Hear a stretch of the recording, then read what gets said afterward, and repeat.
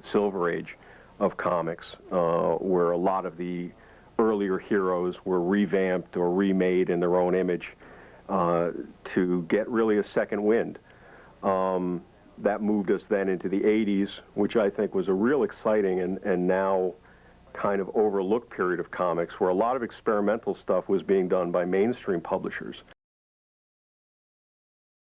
Now, William Gaines, you know, got up there and told them basically all to, you know, go, you know, do strange things with themselves. I mean, you know, he made, you know, he was doing Mad Magazine at the time, but EC Comics was his mainstay. EC Comics was phenomenal business. That's what, you know, that's what he was doing, and that's what really drew much of the ire of, you know, the attention.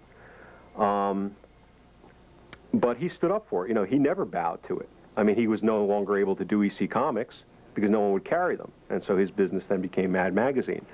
The other publishers made the decision to, you know, okay, we're going to self-police ourselves. It's amazing spinelessness, and you know, you're seeing it today. I mean, you're seeing it with this TV rating nonsense, you know, where the networks, except for NBC currently, are all capitulating to Congress and saying, yes, we will rate TV MA, you know, TV PG, TV, you know, well, I was going to say another couple initials I probably shouldn't. It makes it seem like it's safe, you know, even though you've seen Comics Code Authority stamps on, I'm sure, Spider-Man comics where there were probably decapitations and eye gougings and, you know, and you know, child, you know, horrific events to children.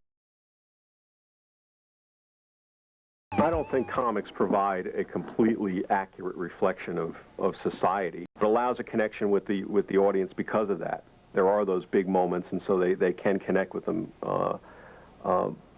through their own associations. If you take a comic book idea, quote unquote, whatever that means, and you apply it in an intelligent, fun way, an audience will respond. Men in Black is a perfect example, you know, of that. You know, here's a comic book. It's coming out of a comic book, you know, setup, and yet it's being made into a movie that is, you know, it's a different take on it. Certainly, I mean, it's a more comedic in the film. It's intelligent, it's well made, and obviously the audience responded to it in a big way. And you've got so many things wrestling for that dollar. And you've got rising paper costs. You know, you've got the cost of paper, which is the primary ingredient in publishing, you know, going up. It's a big mistake for comics not to look at how they can create material that takes advantage of these things, even if it's only to steer people back to the comics. People like westerns and you know, science fiction stories and mysteries and thrillers and horror stories and these kind of things.